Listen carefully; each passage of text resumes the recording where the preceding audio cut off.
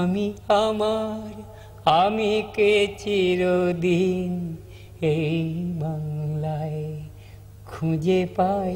শনিবার সকাল, সুরের আকাশে তারকাপতন। প্রয়াত হলেন কিংবদন্তি সঙ্গীত শিল্পী প্রতুল মুখোপাধ্যায়। ৮৩ বছর বয়সে না ফেরার দেশের উদ্দেশ্যে ডিঙা ভাসালেন শিল্পী। বার্ধক্যজনিত অসুস্থতার জেরে দীর্ঘদিন ধরেই হাসপাতালে ভর্তি ছিলেন। হাসপাতালে শিল্পীর সঙ্গে দেখা করেন মুখ্যমন্ত্রী মমতা ব্যানার্জি। অবশেষে থামল লড়াই। শেষ মুহূর্তে তিনি আর সাড়া দেননি চিকিৎসায়। সঙ্গীত শিল্পীর প্রয়াণের খবর পেয়েই হাসপাতালে পৌঁছন মন্ত্রী অরূপ বিশ্বাস। আর আমাদের মধ্যে নেই।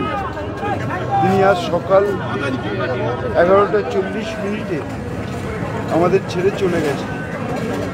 মৃত্যুকালে তার বয়স হয়েছিল ৮৩ বছর। বাংলার সঙ্গীত জগতের অন্যতম উজ্জ্বল তারকা শিল্পী ছিলেন প্রতুল মুখোপাধ্যায়।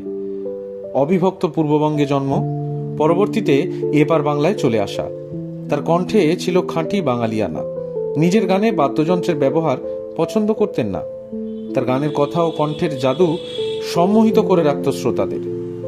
আজীবন নিজস্ব শৈলীতে বাঙালির হৃদয়ে গানের প্রদীপটি জ্বালিয়ে রাখতে সক্ষম হয়েছিলেন তিনি।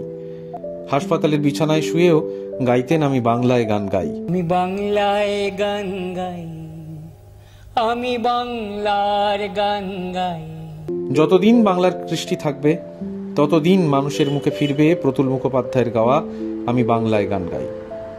সারা জীবন ধরে অসংখ্য মণিমুক্ত সৃষ্টি করেছেন তিনি। তার অসামান্য সৃষ্টি বাংলার সংস্কৃতিকে সমৃদ্ধ করবে চিরকাল।